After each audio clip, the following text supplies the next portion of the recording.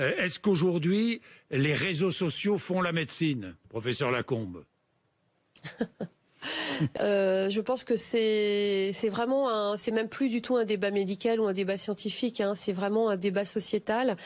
C'est vrai qu'on a l'impression que tout le monde est devenu docteur dans son coin, sachant toujours mieux que les scientifiques.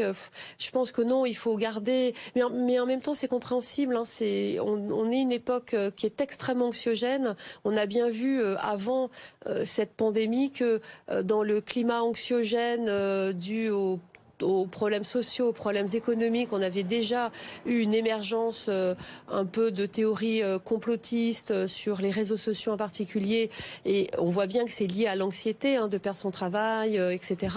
Et dans une crise sanitaire telle que celle que l'on vit, qui est évidemment aussi extrêmement anxiogène, eh bien, on a émerge idem des théories complotistes et qui sont principalement Est-il vrai que vous véhiculées avez sur les été réseaux même sociaux, où menacé tout le monde est plus ou physiquement? moins anonyme. Est-il vrai que vous avez été menacé physiquement? Alors oui, vous-même c'est vrai que j'ai essayé dans ce débat qui était très clivant de rester sur une ligne de crête, c'est-à-dire ne pas d'être trop alarmiste, mais pas non plus d'être trop rassurant, en essayant d'apporter des éléments concrets, scientifiques au débat. Et bien sûr, ça s'est allé à l'encontre de certaines théories qui étaient propagées sur Internet. Et oui, j'ai reçu des menaces physiques, des injures, hein, donc tous les jours dans mon service, mes secrétaires et mon personnel soignant reçoivent des coups de fil anonymes, injurieux. J'ai reçu des mails extrêmement désagréables.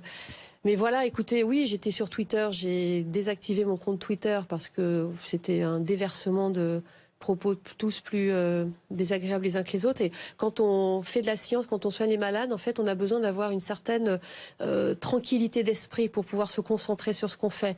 Et être et mine de rien, même quand on veut avoir du recul, quand on est pollué par les réseaux sociaux, c'est extrêmement difficile d'avoir du recul. Et donc j'ai décidé de quitter complètement les réseaux sociaux, où j'essayais de faire passer de l'information objective, mais qui finalement était noyée par le flot de jugement à l'emporte-pièce. Et en fait, je m'en trouve beaucoup mieux, beaucoup plus concentrée sur mon travail de tous les jours, sur les patients et sur la recherche.